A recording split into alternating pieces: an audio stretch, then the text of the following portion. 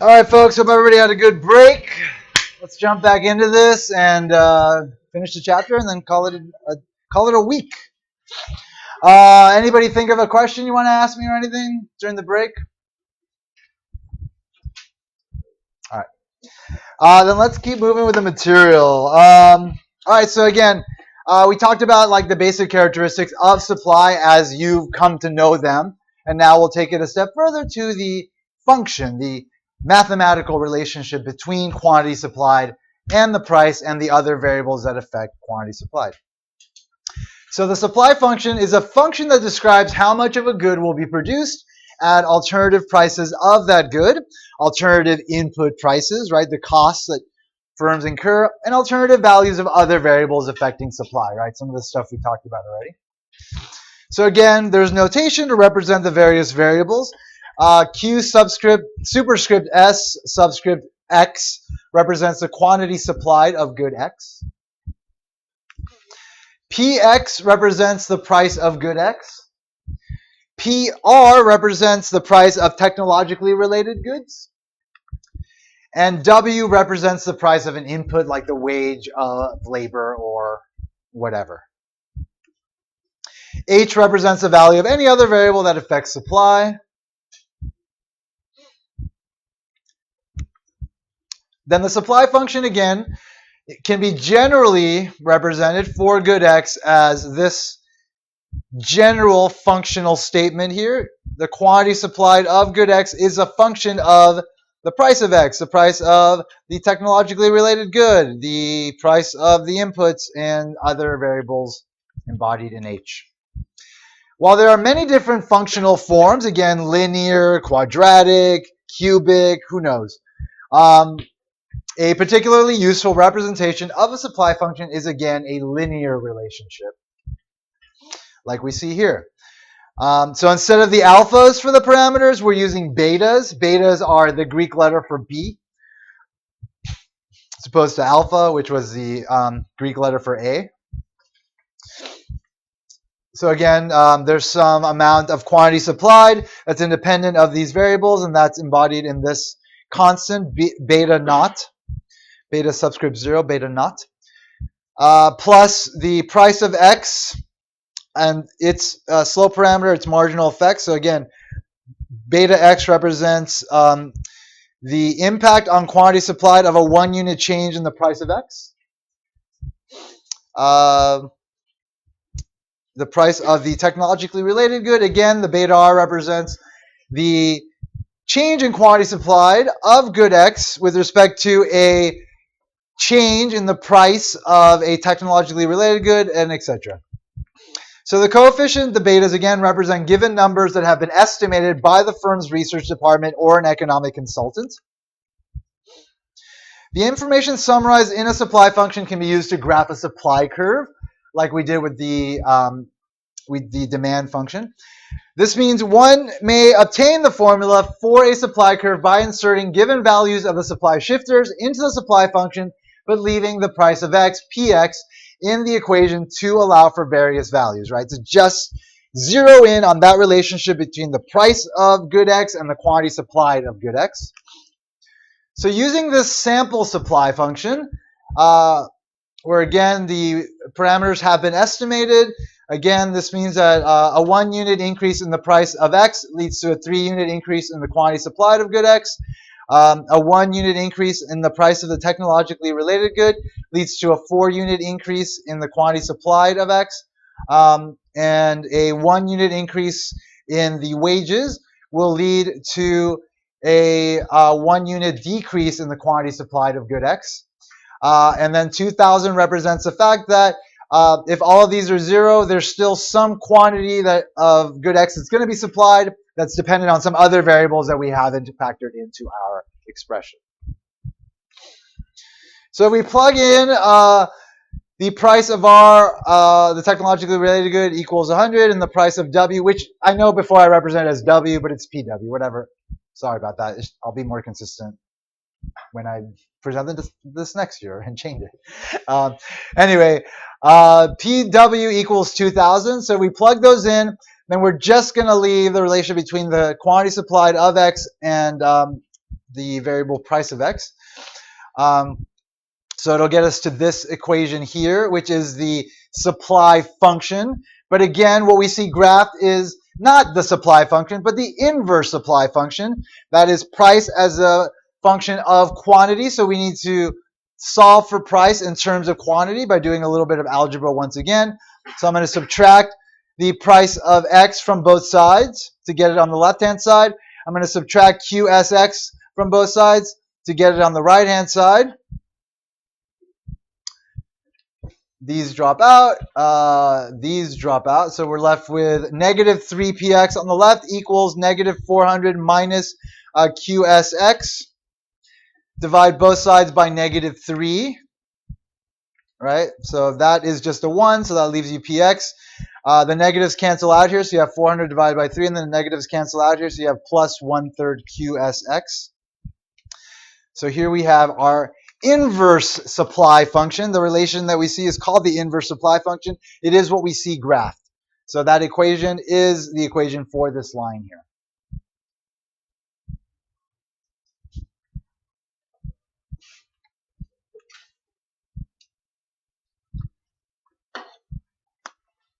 All right, just as there is consumer surplus on the side of consumers, there is producer surplus on the side of producers. Again, it is the benefit that producers get from selling in markets. The supply curve represents the varying amounts that could be supplied in a market depending on the costs of the firm. So these firms over here have low costs, so they're willing to supply at low prices. These firms over here have high costs, and they're only willing to supply at high prices. So again, because there's an interaction of a bunch of sellers, a bunch of buyers, and that sets up an equilibrium, some price for the entire market, then let's say the price is somewhere over here, then you're going to have suppliers that have lower costs per unit that would be willing to sell it lower, but don't have to because they get to charge a higher price because that's the price that clears in the market. So if the price is $5 and this supplier, it costs them $2 to supply the good, that's their marginal cost, their cost of producing one more unit, then the difference between that $5 and $2 is that producer's surplus. And every producer has surplus that has a cost below the price that's being charged in the market. So just as consumers want the price to be as low as possible, producers want the price to be as high as possible, right? So the supply curve reveals the amount producers will be willing to produce at a given price.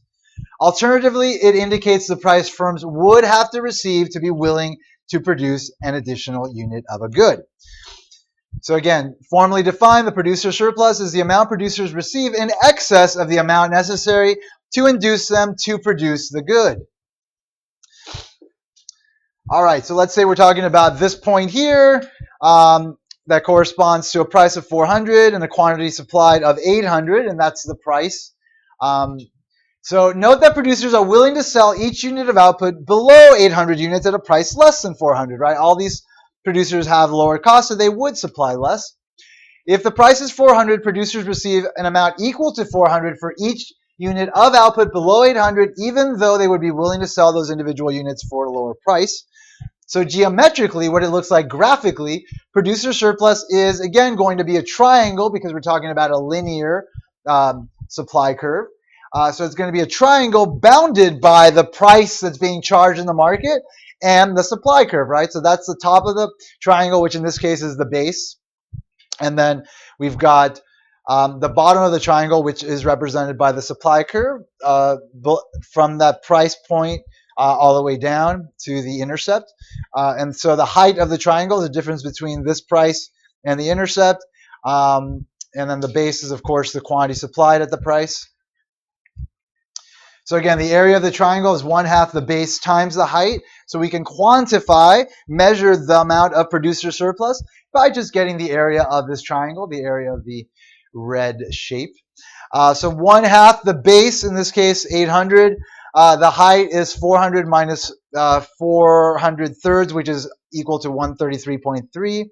By the way, on exams, you'll be able to use calculators, but only scientific calculators, no graphing calculators. I'll remind you before the exam. No phones. Phones are computers. They're not phones. They're computers that make phone calls. And they are not allowed out during exams, or you fail if I see a phone. Just something I'll mention quite a bit between now and the end of the semester. But anyway, you will be allowed to use calculators to calculate stuff, but it should be a scientific calculator. If you don't have one, they're cheap, less than $10. Find one. They're out there. You should be fine. If you are rusty on entering stuff in your calculator, make sure you practice it. So, remember these things are timed, so you want to be able to do your calculations properly and not get confused by, whether you're entering something incorrectly or not. Anyway, so calculating the producer surplus, in this case, it's going to be $106,668. So producer surplus can be a powerful tool for managers. Suppose a manager of a major fast food restaurant currently purchases 10,000 pounds of ground beef each week from a supplier at a price of $1.25 per pound. The producer surplus the meat supplier earns by selling the 10,000 pounds at $1.25 per pound will tell the restaurant manager the dollar amount the supplier is receiving over and above what it would be willing to accept for the meat.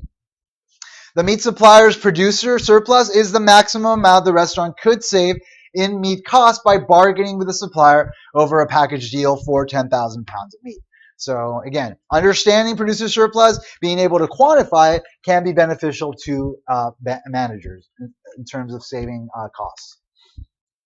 All right, now let's throw supply and demand together and get to that market equilibrium I've been talking about, that market equilibrium you are familiar with from your prior courses. So the equilibrium price in a competitive market is determined by the interactions of all buyers and sellers in the market, right? Again, we're talking about the competitive market, the kind of market we're looking at with this framework. There are going to be different types of markets as we move on in the class to the second and last part of the course. But for now, we're dealing with a competitive market, and that's what this model is giving us insights about. Since we will focus on the market for a single good, it's convenient to drop the subscripts at this point and just let P denote the price of the good and Q the quantity of the good. So the figure depicts the market supply and demand curves for such a good. To see how the competitive price is determined, let's start at some point that's not at the equilibrium where the two curves intersect. So let's start at this point here, PL, so price low, that's what the L is indicating. So at this low price, it corresponds to the market demand curve where consumers wish to purchase Q1 units of the good. So if we look at, if we follow the price to the demand curve, we see that at that price, consumers are demanding this much. Similarly, on the supply curve, if we see where the price hits the supply curve, we see that suppliers are willing to supply at that price Q naught amount of whatever it is we're talking about. We're being very general here. The point is that the quantity supplied is not enough to satisfy the quantity demand. We have excess demand at that price. So when the price is PL, there's a shortage, right? There's just not enough to go around because at this price, the cost to produce an extra amount is only being met by this one producer here and then all of these folks as well who have producer surplus. So the producer surplus is the area of this triangle here. All these producers over here require higher prices to meet their own marginal costs or extra costs of producing the additional units. And so they are not willing to participate in the market. At that price, though, we have all these consumers over here that are willing to pay a lot more for the good than what is being charged, and therefore all of these folks are willing to buy. But the folks down here are not because their willingness to buy is less than that price. So they're priced out of the market at that price. But again, this price leads to a shortage, right? An excess amount of demand. So in situations where a shortage exists, there's a natural tendency for the price to rise. Consumers unable to buy the good may offer producers a higher price in an attempt to get the product, right? So like that consumer competition that we talked about as being one of the three dimensions of competition within the market plays a role in getting the price back or up to the equilibrium level. So again, there's not enough to go around. So these consumers over here start saying, hey, wait a minute, I'm willing to pay more. So I will offer more. So they start to offer more. As they start to offer more and the price of the good is bid up, these suppliers whose costs were not being met before are now being met. So they enter the market and they're willing to supply. And so eventually it'll get us up to that equilibrium point there. So as the price rises from PL to PE, producers have an incentive to expand output from Q naught to QE. Similarly, as the price rises, consumers are willing to purchase less of the good, right? So as the price rises, all of these consumers here that would have bought the good at the lower price are no longer willing to buy because, again, their willingness to buy is not being met. Only this person's is, and all of these who have consumer surplus, and therefore this is the consumer surplus under the price E, which is the equilibrium price. So when the price rises to PE, the quantity demanded will be QE. Suppose, on the other hand, that the price is at a higher level than at the equilibrium point. So suppose instead that the price is pH. If we look at the demand for pH, we see that we have a quantity demanded of Q naught. So at that price, again, only this one consumer's willingness to pay is being met, and all of these have consumer surplus, and then everybody else down here is priced out of the market. So only this many folks are willing to buy, so that's how many are sold, the amount that people are willing to buy. At that price, obviously supply is going to be a lot higher, right? So you have, again, at this high price, you have all these suppliers that are willing to supply because their costs are being met, and therefore you've got that producer surplus, right? The area of the triangle below the price and above the supply curve. All of these suppliers over here are not because their costs are not being met. But again, at that high price, there are quite a bit of suppliers willing to supply, so the quantity supplied outweighs quantity demanded. So we have what is called, we have a surplus. We have a surplus in the market. There's a surplus, an excess supply in the market.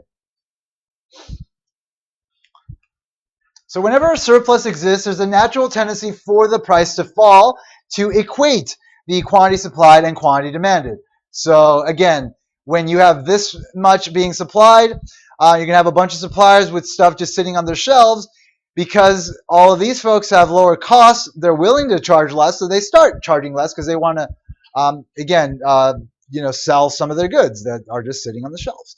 As they start to bid down the price, these consumers start to enter the market and say, oh, well, my willingness to pay is being met now, so I'll buy some of the good, and eventually those market forces get us down to the equilibrium. So market forces from the top will get us down to the equilibrium. Market forces from the bottom will get us up to the equilibrium. So regardless of whether the price at any point is above or below the equilibrium, the market forces will drive the price to equilibrium, to the point of rest for the market, where you get to what's called the market clearing price, where everybody's happy. Quantity demanded equals quantity supplied.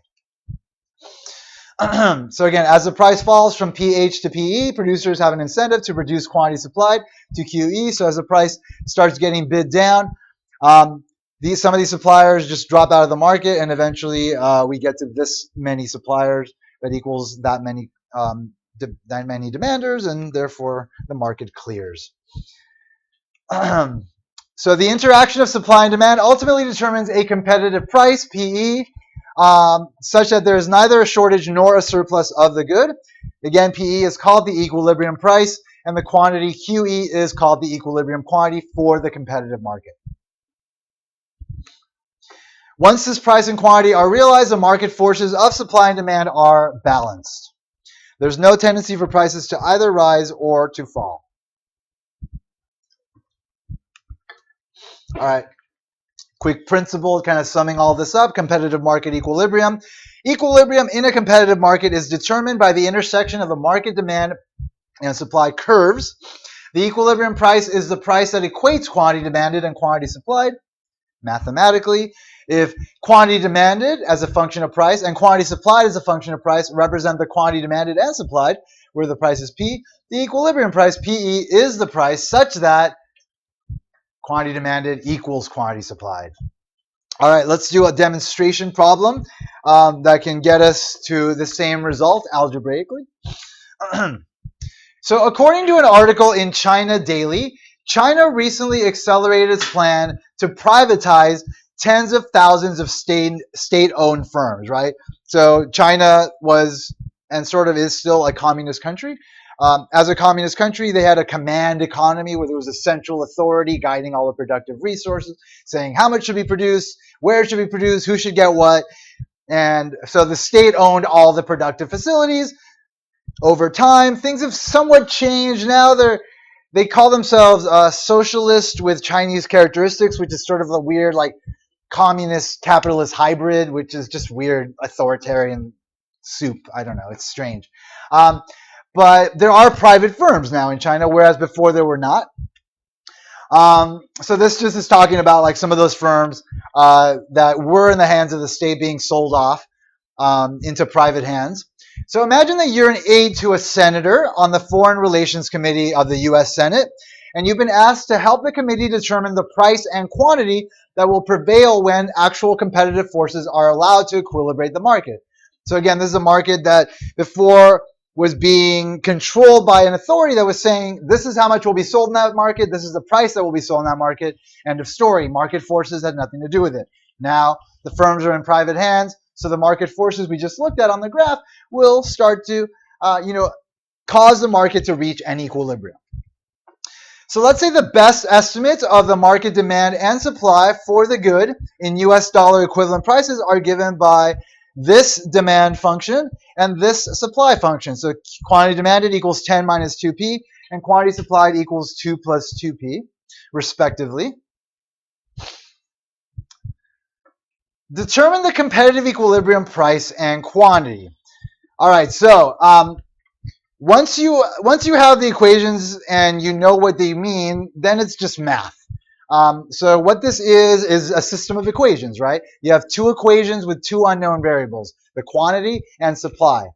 The quantity and the price. So that's what you need to solve for a system of equations. You need the same amount of variables as you have number of equations. If you don't have that, you won't be able to solve the system. Here you do have that, so you should be able to solve the system. So mathematically, this means that quantity demanded has to equal quantity supplied.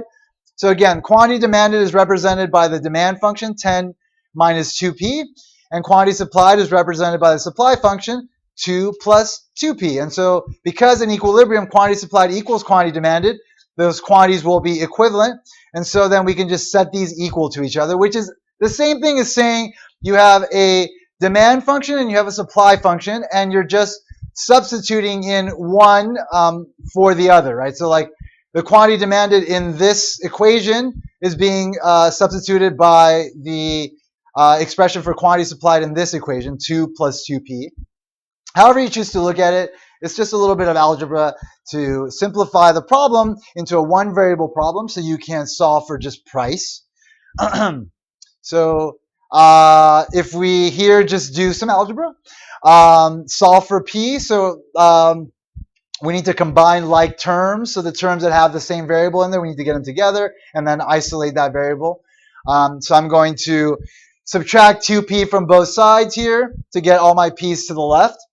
And then I'm going to subtract, and then that's going to get me to negative 4p on the left. Over here, the p's cancel out. We have a 10 still on the left, and then we have a 2 left over on the right. Subtract 10 from both sides to get the numbers, the terms that don't have the variable in it on the right. Get those together. So then you've got negative 4p equals negative 8. Divide both sides by negative 4 to isolate your p. Negative 4 goes into negative 8 two times. So therefore, the equilibrium price in this market will be $2.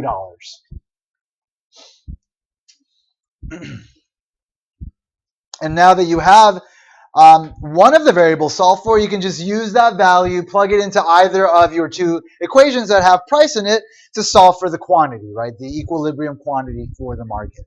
So again, we're solving for that value that corresponds to that point of intersection of the two curves, where the market is in balance, right? It's in equilibrium. So to determine the equilibrium quantity, we simply plug this price into either the demand or the supply function, since an equilibrium quantity supplied equals quantity demanded. So let's take our supply function, plug in 2 for the price, and then you've got 2 plus 2 times 2, which is 2 plus 4, which equals 6. So therefore, the equilibrium price in this market is 6 units.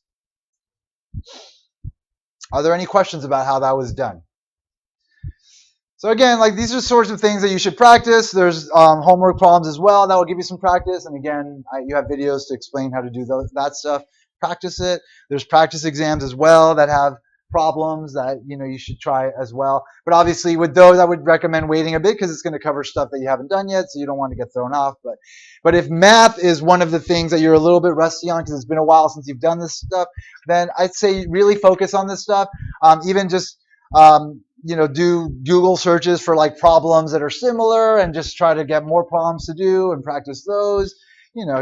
It's all about practice. Like math, you got to do it to get good at it. You can't just like think, oh, I'm not good at math, and then that will stop you from being good at math because you're not going to do math because you think you can't be good at math, which is silly because you can be good at math. You just need to do a lot of math to get good at it. All right, let's talk about what happens in a market and how it affects the equilibrium when you have price restrictions. So let's say you have what's called a price ceiling first. So one basic implication of the economic doctrine of scarcity, the fact that there isn't enough to go around, is that there aren't enough goods to satisfy the desires of all consumers at a price of 0, right? If things were free, then there just wouldn't be enough for everybody. So the price system uses price to determine who gets a good and who does not. It functions as an allocative signal, sort of telling us like where the scarce resources should go to those that value it the most, right? That's what prices do. That's one of the functions that prices serve. Often individuals who are discriminated against by the price system are like where you have prices above what people are willing to pay, even though they want to buy things but they can't afford them, will attempt to persuade the government to intervene in the market by requiring producers to sell the good at a lower price. So under those circumstances, the government may implement a price ceiling, the maximum legal price that can be charged in a market. Suppose that the government views the equilibrium price, again PE, as too high and passes a law prohibiting firms from charging a price above, let's say, PC, where PC represents a price ceiling, the highest a price is willing to go, and that would be set below the equilibrium because, as we know, any price below the equilibrium, due to market forces, will be bid up to the equilibrium price. So the price down here wants to get higher, and the price ceiling won't let it. Versus if you put a price ceiling up here and say, oh, the price can't get higher than here, but we know that market forces want to drive the price down above the equilibrium, so it just would not be effective. It would be what is called non-binding above the equilibrium. All right, so again, the government passes a law saying the price cannot go above PC. We know that at a price below the equilibrium, there will be a shortage, right? So at that price, quantity demanded will exceed quantity supplied, and so you will have a shortage. The question then arises, how are these limited goods that are now that there's now a shortage of, how are they to be allocated since prices can no longer be used to ration them? So in most instances, goods are rationed on the basis of first come, first served. So one example of a price ceiling is like rent controls, where you might have areas where you might have something like gentrification that's going on, where it's like an old neighborhood, maybe slightly run down, and then you get a lot of investors coming in, building up the properties, and that eventually starts to raise rents in the area, and that starts to price out people that maybe have been there for generations, which is problematic because you've got this legacy of people that has some value and therefore should be respected, and so that's the kind of situation where the government might come in and say, okay, let's impose a rent ceiling and stop prices from going up too high so that people can stay in their homes. But when that happens, you're only going to have a few apartments being rented out, and then the question is, how are those apartments rented out? Well, first come, first serve is a possible option there. You might have another situation where there's a price ceiling because prices are going up too high. Let's say for gasoline. So like in the 1970s, due to the wars with Israel, and then later on with the Iranian Revolution, there were problems with the supply of oil coming from the Middle East, which started to raise prices pretty high for gasoline, and so the government imposed price ceilings. What resulted was extremely long lines at the gas pump. People were waiting a long time just to fill up their gas tanks because there wasn't enough gas to go around. So price ceilings tend to discriminate, though, when you have situations like that, against people who have a high opportunity cost of time and do not like to wait in lines, right? So, like a lawyer or a doctor who can be spending a lot of time making a lot of money, 3 hours in line to get gas is worth a lot more than somebody who's unemployed and is like, all right, I can spend the whole day just hanging out in my car to get gas, whatever, right? Their opportunity cost is low versus the opportunity cost of people who are paid high. So that's one problem with price ceilings, is that it tends to discriminate against people with high opportunity costs. Under the price ceiling of PC, QS units, this is the only amount that are available to be sold. Consumers are willing to pay, though, that quantity. If we go up to the demand curve, they're willing to pay this price, PF. So they're willing to pay quite a high price for that good, even though the law says they are only willing to pay PC. They are only allowed to pay PC. So this difference between what they're willing to pay and what they are mandated to pay reflects the price per unit consumers are willing to pay by waiting in line. So PF is what's called the full economic price. It's paid by a consumer, and it's the amount paid to the firm plus the implicit amount paid by waiting in line, which is the difference between what they pay to the firm and what they're willing to pay. This difference between what they're willing to pay, the full economic price, and what they actually have to pay is what's called the non-pecuniary price. And that's a price not paid in dollars, but through opportunity costs. Pecuniary refers to like money, so it's the non-money price, essentially. So again, people are willing to pay this much for this limited amount of goods. They are forced to pay this much because of the price ceiling, and so the difference between those two represents what they're willing to pay in some non-monetary form, be it through time or some other form. So examples of the non-pecuniary price, you might have a consumer that has to wait in line 2 hours to buy, let's say, 10 gallons of gasoline, and his or her time is worth $5 per hour. So it costs the consumer then those 2 hours times the $5 per hour, so $10 in opportunity costs to wait in line, right? That's the wages that they're giving up in order to wait in line. So that's their non-pecuniary price. Since 10 gallons of gasoline are purchased, then this amounts to spending $1 per gasoline per gallon in line to purchase the good. So as the figure shows, the full economic price, PF, is greater than the initial equilibrium price. So if the market were left to its own market forces to equilibrate on its own, then we would have that equilibrium price, which again would be lower than the non-pecuniary price. So when opportunity costs are taken into account, the full economic price paid for a good is actually higher after the ceiling is imposed. Since price ceilings reduce the quantity available in the market, such regulations reduce social welfare, even if they do not result in long lines. So when we're talking about social welfare in economics, we're talking about producer and consumer surplus. We're talking about the benefit that the market generates for the people that are involved in the market.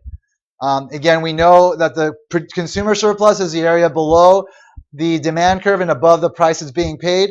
At the equilibrium, it would be this amount. At the for the price ceiling, it's going to be the difference between what consumers are willing to pay and what they actually will pay. So it's actually going to be this area right here. And then producer surplus is, again, the area below the price is being charged and the area above the supply curve. So if this is the price being charged And this is the supply curve because these are the only suppliers that can produce at that price. Then this is the producer surplus there. But of course, if the government had not imposed a price ceiling, the producer surplus would be the area below the price and above the supply curve. So it would be this big triangle here. So the dollar value of the lost social welfare, the loss in total surplus, the sum of producer and consumer surplus, is given by the shaded triangle. And we call that the deadweight loss. It's the total dollar value of lost social welfare, which is total surplus made up of consumer and producer surplus. So the mutually beneficial transactions that could occur, the difference between the amount of transactions that occur at a price ceiling of PC, which is QS, and the amount that would occur at the natural market equilibrium, which is QE, the difference between those two represents a loss in consumer and producer surplus, which is represented by this triangle, which is the deadweight loss.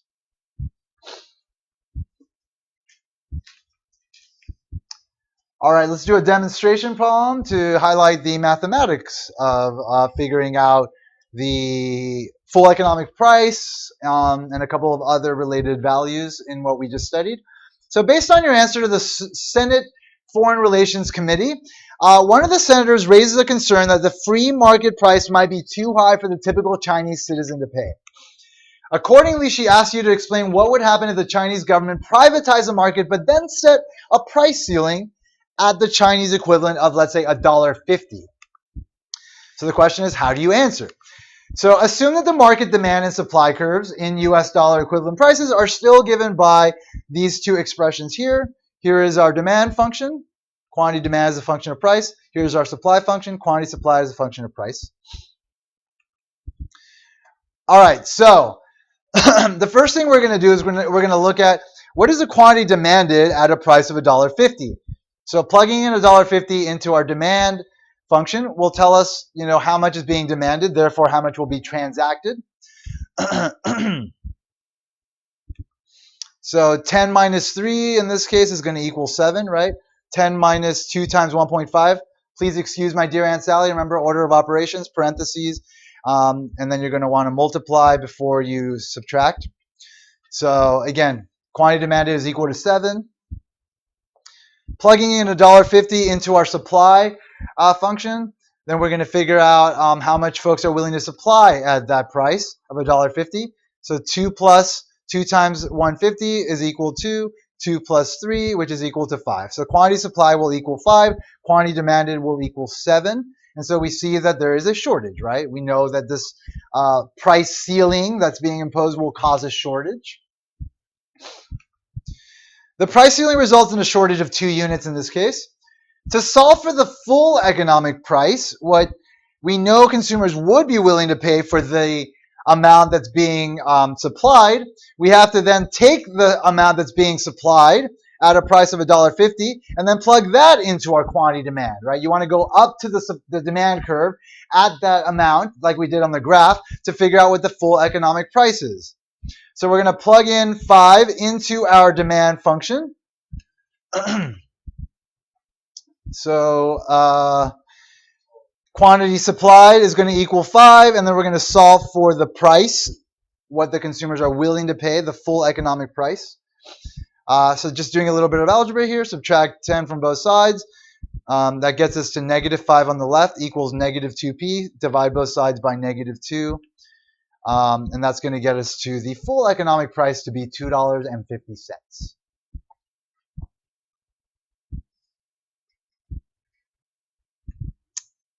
Thus, the non-pecuniary price, the difference between the full economic price and the price that's being imposed, which is $1.50, is going to be equal to the difference between the full economic price and the price ceiling price, and that's going to be $1. So basically everything we did on the graph, just mathematically. Are there any questions about what I just did?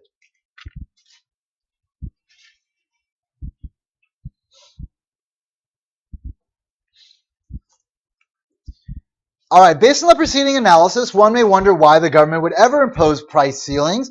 The answer lies in who benefits from and who is harmed by price ceilings. So if a particular politician's constituents tend to have lower than average opportunity costs, that politician naturally will attempt to invoke a price ceiling. So it just depends on the circumstances. Those that are willing to endure that non-pecuniary price versus those that aren't, how much influence they have over their politicians, etc. Again, I haven't mentioned that. I haven't mentioned it in this class, but like economic analysis tends to try to be as objective as possible and not impose ideas of what is right or what is wrong. That is for the public to decide. That is for politicians to decide. So we're just about like highlighting the nature of how markets operate and how markets change with respect to maybe different policies like a price ceiling or a price floor that we'll talk about in a second. Whether that's good or bad is something that people should decide on their own. It's something that politicians need to decide on their own. There are concerns that are left outside of the economics field. So those are things we do not address. So we just highlight certain things based on what our models tell us. But it's also a good idea for you if you have an issue with certain arguments that are being made with the basis of economic theory behind them, is to question the simplicity of the models that are being used to justify those arguments. So it's easy to say for me, oh, based on what I just showed you, maybe rent control is bad. But then you could say, well, you simplify the world quite a bit. We didn't talk about like the complexity of the world and how other things might be affecting, the price in that market beyond just like what people are demanding or supplying, and therefore, your conclusions are not as realistic as they could be. Whatever. Just be mindful that you can always attack these kind of conclusions based on like just sort of cold, straightforward, formal economic analysis, and that even though you might get some results from it, it's not necessarily an assertion of truth. It's just a reflection of the model that we've used to analyze the situation. You just have to always think about what's being told to you and make sure that you're not taking things at face value. Ultimately, is what I'm trying to say here. All right, anyway, sometimes when shortages are created by a ceiling, goods are not allocated on the basis of lines.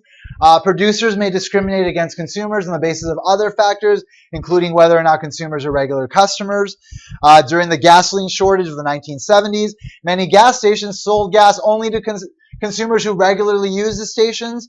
And they also implemented a system of like allowing people to buy gas on one day versus another, depending on whether their license plates were even or odd numbers. So they had just like weird systems of trying to allocate the scarce resources based on the fact that price ceilings were imposed. So in the presence of a shortage created by a ceiling, managers must use some other method than price to allocate the goods, and that's something that you as managers would need to be mindful of and just sort of be creative about. Depending on which method is used, some consumers will benefit and others will be worse off. So it's a sensitive area. All right, the opposite case of a price control is the big category here, is a price floor versus a price ceiling. In contrast to the case of a price ceiling, sometimes the equilibrium competitive price may be considered too low for sellers. In these instances, individuals may lobby for the government to legislate a minimum legal price for a good. Such a price is called a price floor. The best known price floor is the minimum wage, the lowest legal wage that can be paid to workers. So when the price floor is set at, let's say, PF, which in this particular example is above the equilibrium in this market, then we know that the quantity supplied will exceed the quantity demanded, right? If this is a labor market, then basically you're going to have a lot of unemployment, right? You're going to have a lot of people supplying their labor and only a few demanders of their labor at that price, right? This is often the case why people would try to assert that the minimum wage is bad and we shouldn't raise the minimum wage. But the reality is that the price floor, the minimum wage is generally not going to be above the equilibrium. It may likely be below it. So, that's a counter argument to that. But anyway, standard case here just to highlight the nature of a price floor. So in this instance, more is produced than consumers are willing to purchase at that price, and a surplus develops. In the context of the labor market, there's more people looking for work than there are jobs to go around at that wage, resulting in unemployment. In the context of a product market, the surplus translates into unsold inventory. So one of the common price floors beyond the minimum wage is price floors that are set in agricultural markets. So over the last kind of couple of centuries, century and a half, via the Industrial Revolution, industrialized farming became a huge thing in this country, right? Like huge industrial farms sprang up that could produce a lot more food at a cheaper cost at a big scale. And that priced out a lot of the individual farmers who have like these, legacies of like having farmed for generations, but their prices would be higher than the larger firms because they just can't afford to have that kind of scale of production. So then, they address their representatives, and then eventually the Congress decided, okay, so we're going to implement price floors on agricultural goods. And how they do that is they wind up basically buying the excess surplus in the market. So the excess amount produced winds up being bought by the government in order to keep the price high, in order to be able to have these farmers remain in business. And what happens to the surplus? A lot of it rots. Some of it is given to like school programs or other public programs, but a lot of it just winds up sitting in silos and rotting. So in a free market, without that price floor, prices would fall to alleviate the unemployment or the excess inventories, but the price floor prevents this mechanism from working. Buyers end up paying a higher price and purchasing for fewer units. And then again, what happens to the unsold inventory? Sometimes the government agrees to purchase a surplus, as I mentioned. This is the case with price floors on many agricultural products, such as cheese. So under a price floor, the quantity of unsold products is given by the difference between the quantity supplied at the price floor and the quantity demanded. If the government purchases this surplus at a price floor, the total cost to the government is going to be the price of the price floor times the quantity that it has to buy, which is the difference between the quantity supplied and the quantity demanded. So the amount of the surplus times the price floor. Since the area of a rectangle is its base times its height, the cost to the government of buying the surplus is given by the shaded area. So geometrically, we can represent that cost to purchase the excess supply by this rectangle. Again, it's going to be that quantity times this price. All right, let's jump back to our example. So one of the members of the Senate Foreign Relations Committee has studied your analysis of Chinese privatization, but is worried that the free market price might be too low to enable producers to earn a fair rate of return on their investment. He asks you to explain what would happen if the Chinese government privatized the market, but agreed to purchase unsold units of the good at a price floor of $4. What do you tell the senator? Well, you have to do an analysis, see how much excess supply there'll be and how much it'll cost the government. So assume the market demand and supply curves in U.S. equivalent prices are still given by those same equations. Demand, supply function. All right, so to figure out the surplus that exists at that price, we have to plug in that price into our demand and our supply function, right? So we see that at $4, the demand is going to be equal to, in this case, 10 minus 2 times 4, 10 minus 8, which is equal to 2. Versus the supply at that price is going to be a lot more. Again, this price is assumed to be above equilibrium. We already saw for the equilibrium. This is certainly above that. I forget what it was, but this is above it. I think it was $2. Anyway, so we've got 2 plus 2 times 4, which is equal to 10. So 10 tons, let's say, of whatever it is we're talking about here. I forget again. The good that we're talking about, of excess of this stuff is being produced. That means that's the amount the government needs to buy. So now we need to figure out the total cost of that, right? So it's going to be, again, the difference between the quantity supply and the quantity demand, which will get us that surplus quantity, right? Times the price floor, right? So the Chinese government must purchase the amount consumers are unwilling to purchase at the price of $4. Thus, the cost to the Chinese government of buying the surplus of 8 units is going to be $4 times 8, which is $32. Any questions on this?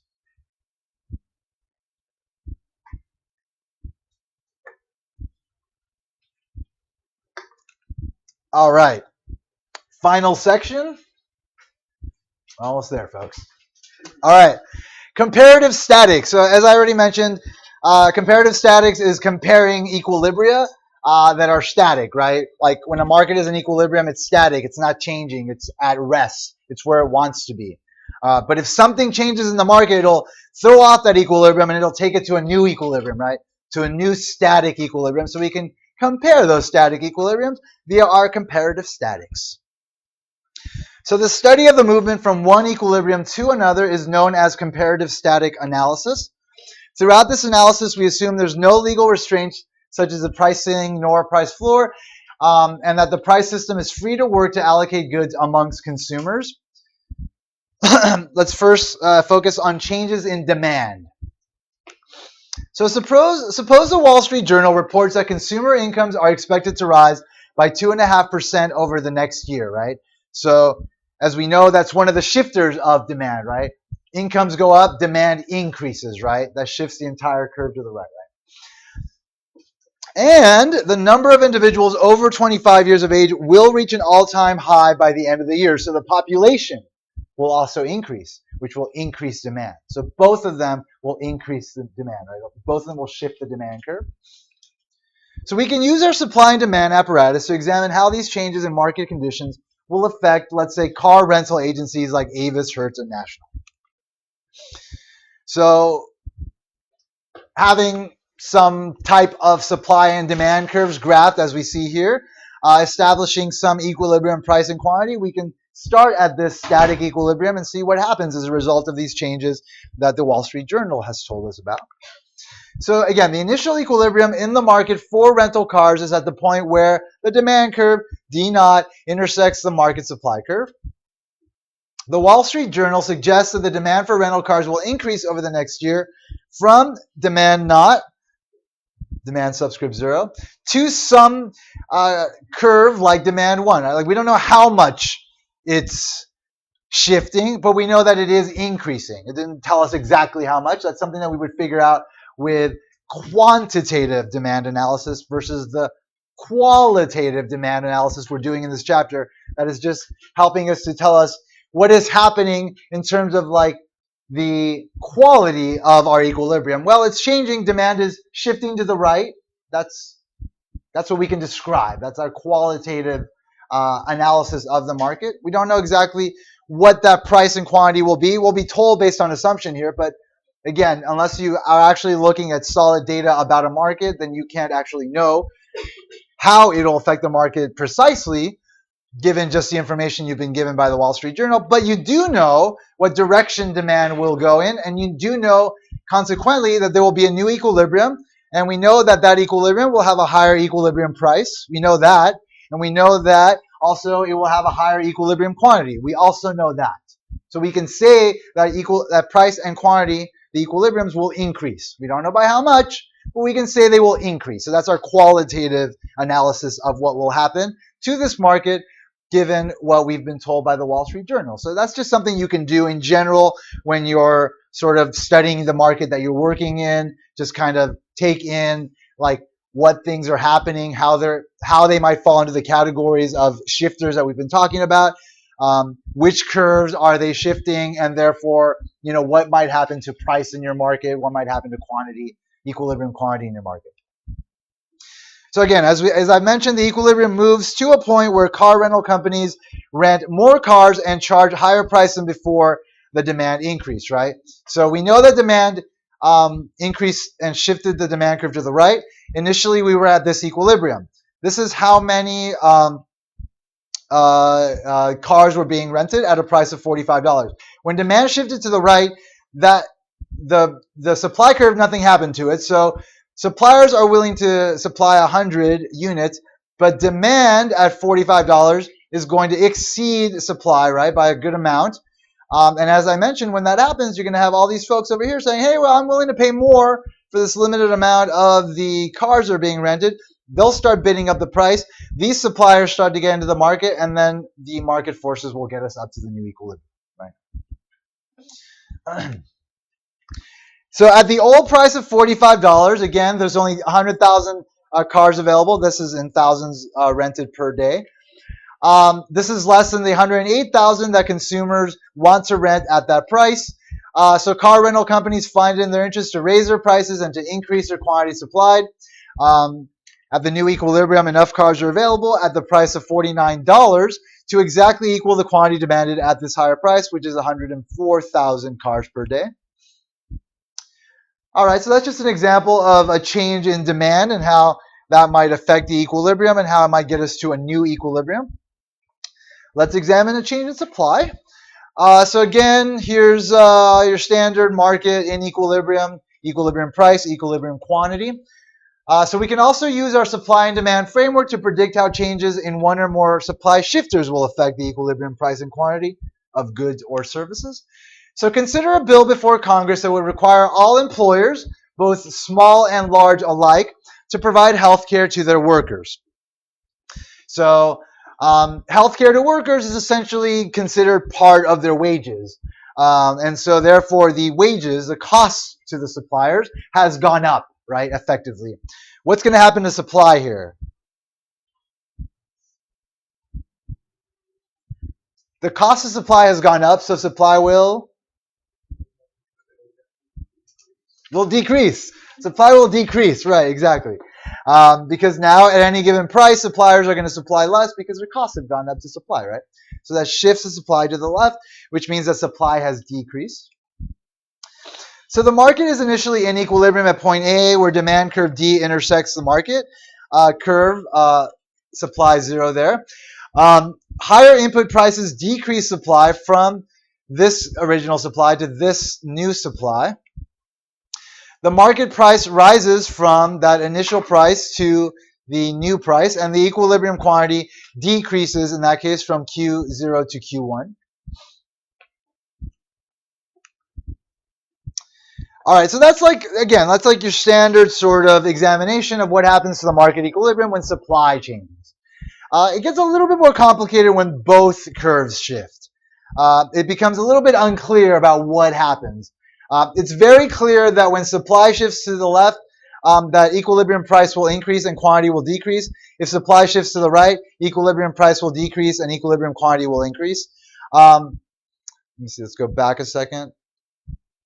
We know that if demand increases, then equilibrium price will increase and equilibrium quantity will increase. And if demand decreases, then equilibrium price will decrease and equilibrium quantity will decrease. That is very clear. What is not clear is what happens to equilibrium price and quantity when both shift at the same time. So let's talk about simultaneous shifts in demand and supply. So managers in both private and public sectors sometimes encounter events that lead to simultaneous shifts in both demand and supply. Tragic example occurred at the end of the last century when an earthquake hit Kobe, Japan. The earthquake did considerable damage to Japan's sake wine industry, and the nation's supply of sake wine decreased as a result. Unfortunately, though, the stress caused by the earthquake led many to increase their demand for sake and other alcoholic beverages. So you had these two different shifts that were occurring in the market, one on the supply side and one on the demand side. So the market initially is in equilibrium at point A with a demand curve, demand 0, and the supply curve, supply 0, intersect. Suppose supply decreased as a result of the earthquake from supply supply 0 to supply 1. And let's say demand increased from demand 0 to demand 1, given that people are now drinking a lot more because of a terrible earthquake. So the price of sake increases in this case from our initial equilibrium price to this new equilibrium price of P1. And the quantity consumed increases from that initial amount Q0 to that new amount Q1. Now you got to keep in mind that the amount that the curves were shifted here it was arbitrary. It was random. It didn't say that the curve shifted by a certain amount. It just said these are the effects, and we just shifted the curves based on what we know would happen to a market as a result of these things. But we don't know exactly how much they would shift. So again, as the curves are drawn, the effect of the decrease in supply and the increase in demand was to increase both the price and the quantity. But what if instead of shifting from that initial supply, supply 0 to supply 1, supply actually shifted a lot more to supply 2? So that it wound up intersecting the new demand curve, demand 1, at point C rather than at point B. So in this instance, price would still be higher. We'd still have a higher price, right, P2. But remember, we were initially at this equilibrium here that corresponded to this quantity. And when we shifted supply to supply 1, we got to an increase in quantity, in the equilibrium quantity for the market. But if we shifted the supply curve a little bit more, that actually causes the equilibrium quantity to drop. So the resulting quantity would be lower than the initial equilibrium. Point C implies a lower quantity than point A. So when using supply and demand analysis to predict the effects of simultaneous changes in demand and supply, you have to be careful that the predictions are not artifacts of how far you've shifted the curve. So when you're just doing like a standard analysis of the market you might be operating in and using this framework and trying to gain intuition from it, you have to be careful when you're dealing with simultaneous shifts. Because as you can see, the results won't be clear-cut for both your equilibrium quantity and equilibrium price, which can cause problems. This table from the book kind of highlights what results might not be clear as a result of simultaneous changes. So an increase in supply and an increase in demand, the quantity will certainly increase, but the price, the change on price will be ambiguous. I don't expect you to know this, like memorize this. I would expect you to just be able to just understand it essentially. I want you to understand that this could happen. This is not going to be a course where I'm going to tell you, draw me the curves and then show me what the result is. That's introductory stuff. So I would never have you do that. So this is just meant to provide you intuition about the fact that sometimes the result is not clear cut, and depending on which side of the market is changing simultaneous with the other side, that some of the results, like here, price ambiguous, quantity ambiguous, price ambiguous, won't be clear cut. Ambiguous means unclear, right? So just something to keep in mind. But this essentially ends the chapter. So congratulations, you finished the second chapter in this course. I will open up the second homework, again, having it due the middle of the third week, but you can get started on it now. I will also open up the mini chapter for chapter 2. I say jump on it now, knock out a mini paper real quick. I think I said mini chapter, I meant mini paper. Knock out the mini paper so you can start getting your paper done so you don't have to deal with it later. It's better to do it sooner rather than later. Beyond that, I hope you have a great week, and I'll see you next week. And for those of you trying to get in, make sure you sign in.